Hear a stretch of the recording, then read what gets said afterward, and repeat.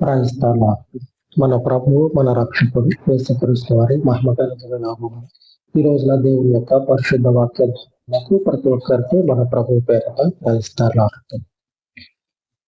దేవుని యొక్క శక్తి బలములు మన ఊహకు అందనంత ఎత్తుగా ఉంటుంది. అంతటి ఎత్తైనటువంటి స్థలంలో ఉన్న దేవుడు మనుషుని యొక్క ప్రాణము, మనుషుని యొక్క జీవితము ఇంత అని చెప్పడానికి అవకాశం లేనటువంటి పరిస్థితుల్లోనే దేవుడు ఏం చేస్తా ఉన్నాడంటే, ఈ మనుషుడు ఆయన యొక్క శక్తి చేత అభిషేకించి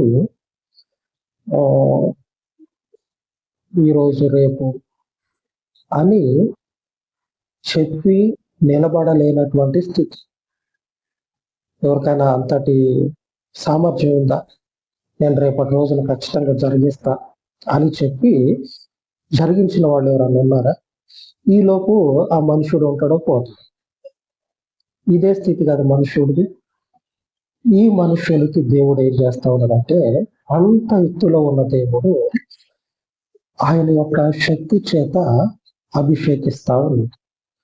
ఈ శక్తిని పొందుకున్నటువంటి మనుషుడు దేవునిని మహిమపరిచినట్లయితే, ఆయన యొక్క నామాన్ని ఘనపరిచినట్లయితే ఏం జరుగుతుందంటే, ఈ మనుషుని యొక్క జీవితం అనేది దేవుని సన్నిధిలో ఆయన చేత గొప్పగా హెచ్చింపబడుతుంది. ఆయనే గొప్పగా మనల్ని కీర్తిస్తాడు. ఆయనే మనల్ని గొప్పగా ఘనపరుస్తుంది. మనం ఆయన ఘనపరచాల్సినటువంటి స్థితిలో మనము ఘనపరిచినట్లయితే ఆయన మనల్ని ఘనపరుస్తాడు. మంచి మంచి బిరుదులు ఇస్తాడు. ఈ రోజున దేవుని యొక్క పరిశుద్ధ వాక్యాన్ని ఒకసారి జ్ఞాపకం చేసుకుందాం. దేవుని యొక్క శక్తి బలాలు ఆయన మనుషునికి ఎంతటి ఆధిక్యతనిచ్చి ఆయన ముందు నిలబెట్టుకుంటా ఉన్నాడో చూద్దాము. మొదటిగా యోహాను సువార్త 10వ అధ్యాయము 18వ వచనం. యోహాను సువార్త 10వ అధ్యాయము 18వ వచనం. ఎవడును నా ప్రాణము తీసుకొనడు, నా అంతట నేనే దాన్ని పెట్టుచున్నాను. దాని పెట్టుటకు నాకు అధికారం కలదు, దాన్ని తిరిగి తీసుకొనుటకును నాకు అధికారం కలదు. నా తండ్రి వలన ఈ ఆజ్ఞ పొంది తినను. ఏదో కూరగాయల మార్కెట్కి పోయి కూరగాయలు తీసుకొచ్చి ఇంట్లో పెట్టేంత ఈజీగా యేసు ప్రభు వారు నా ప్రాణాన్ని పెడతా ఉన్నా, తిరిగి తీసుకుంటా ఉన్నా. ఏంది ఇది? ఒకసారి ఆలోచన చేస్తే ఏంది ఇది? మనుషుడు పుట్టిన దగ్గర నుంచి చనిపోయేంత వరకు ప్రయత్నం చేస్తా ఉన్నాడు. చేయని ప్రయత్నం లేదు. ఈ చావుని తప్పించుకోవాలి.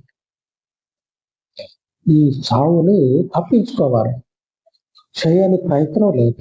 కానీ యేసు ప్రభు వారు ఈజీగా చెప్తా ఉన్నారు. నా తండ్రి వల్ల, అంటే పరలోకమందు ఉన్నటువంటి అంత ఎత్తులో ఉన్నాడు అని చెప్పుకున్నాం కదా. అంత ఎత్తులో ఉన్నటువంటి దేవుడు మనుషులకి ప్రాణాన్ని పెట్టగలిగేంత, తిరిగి తీసుకొనగలిగేంత ఆధిక్యతని, శక్తిని దేవుడు క్రీస్తుకు అనుగ్రహిస్తా ఉన్నాడు. యూదులు ఏదో అనుకున్నారు, సంకలు గుద్దుకుంటా ఉన్నారు. మేము చేసినాం, మాకున్నటువంటి అడ్డంకిని తొలగించుకున్నాం అని చెప్పాలని సంకలు గుద్దారు. కానీ ఈ రోజు దేవునికి మహిమ కలుగుగాక. ఆయన స్వహస్తాలతో తీర్మానించబడినటువంటి ఆయన చిత్తము తప్పక అంతకు ఏమైందంటే హెచ్చించబడతా ఉంటుంది. ఆనాడు ఆ ఒక్క పట్టణంలోనే, ఆ ఒక్క ఇశ్రాయేలీయుల దేశంలోనే క్రీస్తుని కట్టడి చేయాలని చూస్తే ఈ రోజు మొత్తం వ్యాపించుకుపోయింది. ఆయన తీర్మానించి క్రీస్తు మరణాన్ని జయించి తిరిగి లేస్తాడు, తన ప్రాణాన్ని పెడతాడు, తిరిగి తీసుకుంటాడు. తండ్రి దేవుని వలన ఈ ఆజ్ఞను పొందుకున్నాడు. క్రీస్తు ఈ ఆజ్ఞను పొందుకున్నాడు.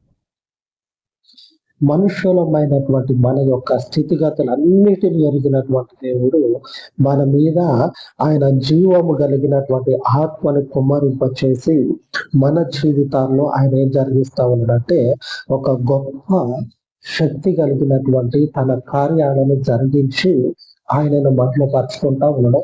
మనుషునికి ఇంతటి అధికారము, ఇంతటి శక్తి ఎక్కడ కూడా మనం చూడం.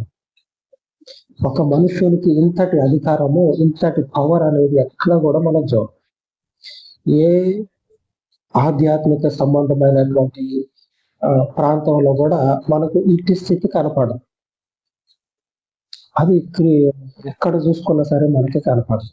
కానీ క్రీస్తు సంబంధులకు మాత్రమే ఈ గొప్ప యోగ్యత అనుగ్రహించబడదు. ఏమైతా ఉంది? అధికారం అనుగ్రహించబడతా ఉంది దేవుని ద్వారా. ఈ అధికారము మనుషుడు చూస్తుండగా తన కళ్ళని తానే నమ్మలేని విధంగా, నేను చూసేది నిజమా కాదు, నిజమా కాదు నేను చూసేది అనే విధంగా ఆయన శక్తి అనేది మనుషుల మధ్యలో జరిగించబడతా ఉన్నది. అందుకు దేవునికి మహిమ కలుగునుగా. ఆయన గొప్ప కార్యాలని మనము చూసినట్లయితే ఏ మాత్రము కూడా ఆయన నుంచి వేరుపడేటువంటి వారు ఒక్కరు కూడా కనపడరు. ఆయన శక్తిని, ఆయన యొక్క బలాన్ని ఆశ్రయించాలి. అందుకే అంతకు ముందు రోజుల్లో అక్కడక్కడ చెప్పుకుంటూనే ఉన్నాం. మనము గుడ్డిగా దేవుణ్ణి వెంబడించు. ఆయన లేఖనాల్లో ఉన్నటువంటి శక్తిని, ఆయన యొక్క తీర్మానము ఏమైందో దానిని పట్టుకొని మనము మన జీవితంలో ఎదుగుతా ఉన్నట్లయితే, నడుచుకుంటా ఉన్నట్లయితే ఎదుగుదల దాని అంతటా అదే వస్తుంది. ఆమె దేవునికి మహిమ కలుగునుగా. ఆయన నామానికి స్తోత్రం కలుగునుగా. ఇందాకనే అనుకుంటా ఉన్నా దేవుడు మనకు ఒక బాధ్యతను ఇచ్చినప్పుడు ఇట్లాగనే ఉండేది. ఇది దేవుంది అయితే పెద్దగా కావాలి కదా, పరిచర్య దేవుడికి పెద్దగా కావాలి కదా అని అనుకుంటా ఉంటే ఇదే దేవుడు గుర్తు చేసి అప్పచెప్పింది కరెక్టే. ఈ స్థితి ఇప్పుడు అప్పచెప్పాడు ఆయన. ఇప్పుడు ఈ స్థితి నువ్వు ఇట్లా ఆన్లైన్ లో చెప్పు అని ఆయన ఆజ్ఞాపించు. ఆయన ఇచ్చినటువంటి పరిచర్య ఆన్లైన్ లో కాకుండా ఒకనొక సందర్భంలో ఆన్లైన్ లో కాకుండా జరిగింది. ఇప్పుడు మనకున్నటువంటి పరిస్థితి ఏంటంటే ఆన్లైన్ లో చెప్పే పరిస్థితే ఉంది కాబట్టి ఆన్లైన్ లోనే చెప్పు. ఇప్పుడే దేవుడు ఇందాకనే ఇట్లాగ ఆలోచన వస్తే ఇదే మాట దేవుడు గుర్తు చేసింది. ఆ స్థితి కూడా ఆయన కలుగజేస్తుంది. అప్పటి వరకు ఆయన ఇచ్చినటువంటి ఆ బాధ్యత ఏదైతే ఉందో దానిని గైకొంటా ఉన్నట్లయితే ఎదుగుదల దాని అంతటా అదే వస్తుంది. మనం ఎదగాలని చెప్పని దేవుళ్ళలోకి వస్తే ఎదగము. ఆయన మనకు అనుగ్రహించినటువంటి బాధ్యత ఏదైతుందో దానిని మనం గైకొన్నట్లయితే మనం ఎదుగుతాం. అది చేయాలి. మన జీవితాల్లో ఆయన గొప్ప శక్తి ఏమైతా ఉన్నదంటే ప్రసరించబడతా ఉంది. ఈ శక్తి మనల్ని ఏం చేస్తుందంటే ఒకనొక గొప్ప స్థితికి చేర్చుతుంది. ఒకనొక గొప్ప స్థితికి మనల్ని నడిపిస్తారు. ఈ స్థితిలో మరొక ఏ దైవ కార్యక్రమాలు అనేటువంటివి జరుగుతూ ఉంటాయి కదా భూమి మీద జరుగుతూ ఉంటాయి కదా. ఆ జరిగేటువంటి ప్రాంతాల్లో ఇంతటి దేవుని శక్తి, ఇంతటి ఆయన యొక్క మహిమ ప్రభావం అనేది ఈ క్రీస్తులో తప్పించి మరి ఎక్కడ కూడా కనపడదు. అందుకేనేమో లోకం అంతా కూడా ఏమైతా ఉన్నదంటే క్రీస్తుని వెంబడిస్తాం. ఈ ప్రాంతంలో, ఈ దేశంలో ఆయన శక్తిని ఆశ్రయించిన వాళ్ళు ఎంతో మంది ఉన్నారు. అలాగనే మరొక దేశంలో, మరొక ప్రాంతంలో ఆయన శక్తిని ఆశ్రయించినటువంటి వాళ్ళు ఇట్లాగా ఉండటం వల్లనేమో ఈ క్రీస్తు యొక్క బలం అనేది అమాంతం విస్తరించుకుపోయింది, అపారంగా అయిపోయింది. ఇక దాన్ని పలచేయడానికి సాధ్యం కాదు. వాళ్ళు ఏం చేశారు? యూదులు అనేటువంటి వాళ్ళు అసలు ఈ పేరు వినపడొద్దు, ఈ మాటలు వినపడొద్దు, అసలు ఈ ముచ్చట అనేదే మన ఊరు వాడలో ఎక్కడ కూడా ఎవ్వడు మాట్లాడొద్దు అని ఆలోచన చేసుకొని సంకలు గుద్దుకున్నారు. జరిగిపోయింది జరిగిపోయింది కానీ సంకలం జరగల. ఆయన జరిగించు. వాళ్ళు అనుకున్నది కొద్ది వారికే, వాళ్ళు అనుకున్నది విపరీతం అయిపోయింది. చంపుదామని అనుకున్నారు, అంతవరకు వాళ్ళు అనుకునేది జరిగింది. ఆ తర్వాత ఆయన ప్రాణం పెట్టి తిరిగి లెగుస్తా అని చెప్పింది, తిరిగి లేచింది. అక్కడి నుంచి అసలైనటువంటిది మొదలైంది. దేవునికి స్తోత్రం. సర్వోన్నతుడైన దేవుడు మనకేం చేస్తా ఉన్నాడంటే శక్తిని అనుగ్రహిస్తా ఉంది. ఆ శక్తి ఎటువంటిదో తెలుసు. ఎక్కడైతే క్రీస్తుని హింసించారో, ఎక్కడైతే క్రీస్తు మీద ఉమ్మేశారో అక్కడే ఆయన యొక్క పేరు అమాంతము ప్రజల మధ్యలో ప్రబలమైతా ఉన్నది. అపోస్తుల కార్యంలో చూసినట్లయితే అదే విషయం మనకు అర్థమైతే 5వ అధ్యాయము, అపోస్తుల కార్యము 5వ అధ్యాయము 16వ వచనం. మరియు యెరూషలేము చుట్టూ నుండి పట్టణముల జనులు రోగులను అపవిత్రాత్మల చేత పీడింపబడిన వారిని మోసుకొని కూడి వచ్చి వారందరూ స్వస్థత పొందారు.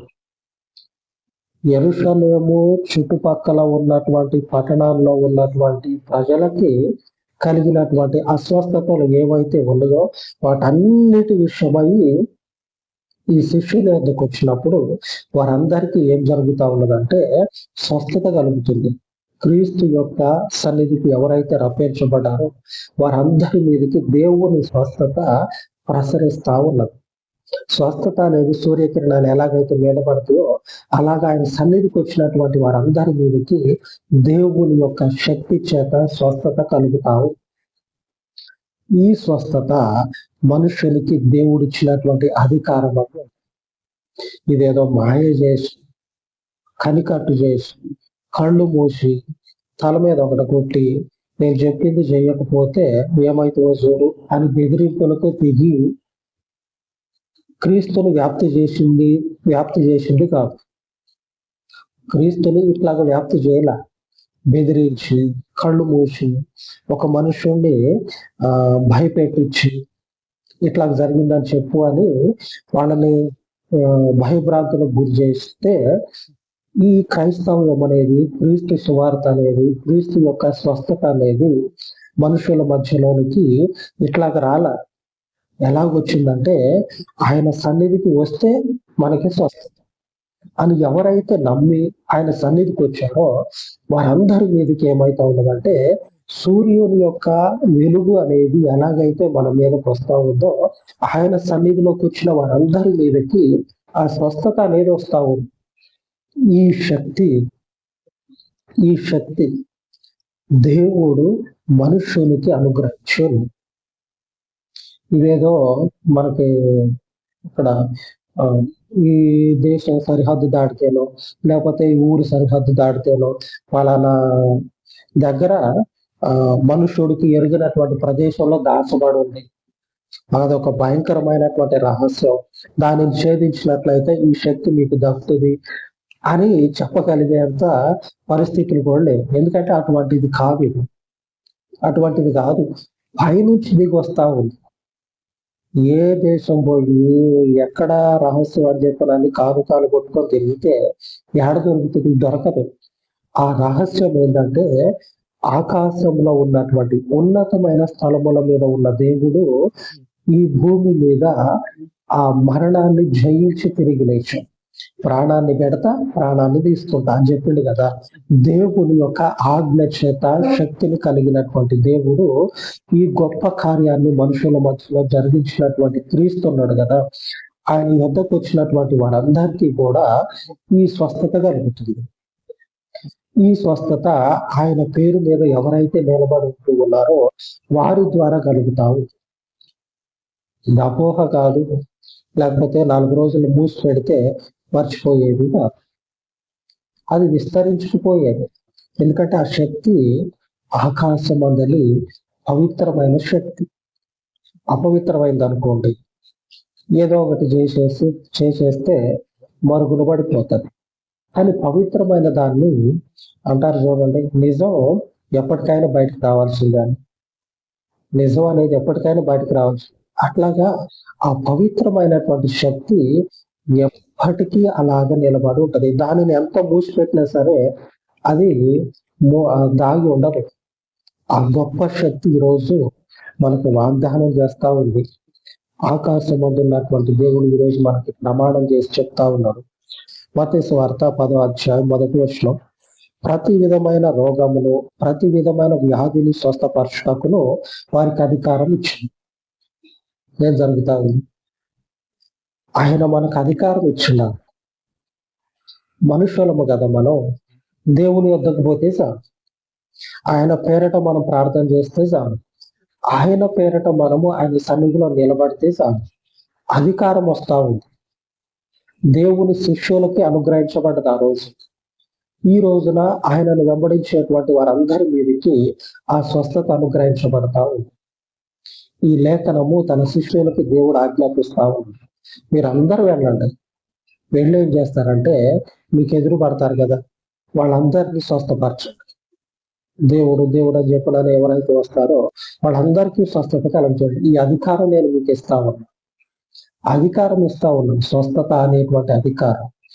ఇప్పుడు భూమి అందున్నటువంటి క్రీస్తు యొక్క ప్రజలు, క్రీస్తు యొక్క యాజకులు ఎవరైతే ఉన్నారో వారందరికీ ఈ శక్తి అనేది వారి వారి సామర్థ్యము కొలది దేవుడు అనుగ్రహిస్తూనే ఉన్నాడు. ఆకాశంలో నుంచి, తన ఉన్నతమైన స్థలముల్లో నుంచి దేవుడు తన ప్రజలకి ఇంతటి అధికారం ఇచ్చినటువంటి ఆ మహాదేవుని యొక్క సంకల్పము ఇప్పటి వరకు నెరవేరుతా ఉంది. ఇక మీదటి కూడా నెరవేరును గాక.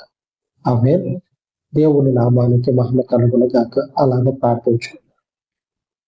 మహోన్నతుడైన తండ్రి, ఈ ఉదయకాలం ముందు మీ దయగలిగిన పాదముల మీద ప్రార్థిస్తూ ఉండగా తండ్రి, మీ సన్నిధికి నడిపించబడినటువంటి ప్రతి ఒక్కరి జీవితాలలో అస్వస్థతలను, అసమాధాన స్థితిని ఎందరైతే పరలోకపు తండ్రి స్వస్థత కొరకు, విడుదల కొరకు మీ సన్నిధికి వచ్చి ఉన్నారు, వారిని అందరినీ దయగలిగిన తండ్రి కృప చొప్పున జ్ఞాపకం చేసుకొని వారి జీవితాలలో అనారోగ్య సమస్య కావచ్చు, అప్పు సమస్య కావచ్చు, కుటుంబ సమస్య కావచ్చు, వ్యక్తిగత సమస్య కావచ్చు, మరొకరికి చెప్పుకోలేనటువంటి బలహీనతలు కావచ్చు, వాటన్నిటిలో నుంచి తండ్రి మీ బిడ్డలందరినీ మీరు దర్శించి స్వస్థపరచండి, వారిని విడుదల చేయండి. వారికి ఉన్నటువంటి ప్రతి సమస్య నుంచి మీ పేరట మీరు తండ్రిని స్వస్థపరచమని, మీరు ఇట్టి స్వస్థతను అనుగ్రహించి ఉండగా ఈ స్వస్థతను పొందుకునేటువంటి ప్రతి ఒక్కరికి మీ పరలోకపు కృప చొప్పున తండ్రి వారి యొక్క విశ్వాసమును మీలో స్థిరపరచమని, వారి యొక్క విశ్వాసమును తండ్రి స్వస్థత పొందుకోవటం ద్వారా వృద్ధి చేయమని, నీవు మాత్రమే పవిత్రమైనటువంటి దేవుడవై మీ పవిత్రమైన శక్తి చేత స్వస్థత కలగజేసి దానిని శాశ్వత కాలము స్థిరపరచగలిగిన దేవుడు. నీ అందున్నటువంటి నీ ప్రజలందరినీ కృపతో జ్ఞాపకం చేసి మీ వద్దకు వచ్చినటువంటి వారిని మరొక తండ్రి మీ కృప చొప్పున కనికరించి మీకు మహిమను తెచ్చుకోనమని యేసు నామమున ప్రార్థించి వేడుకొని చేయాలని తండ్రి. ఆమేన్. ఆమేన్. సర్వోన్నతుడైన మన దేవుని యొక్క కృప నిత్యము మనకు తోడై ఉండి ఆయన పరలోకపు అధికారమును మనకు దయచేయును గాక. ఆమేన్. ఆమేన్.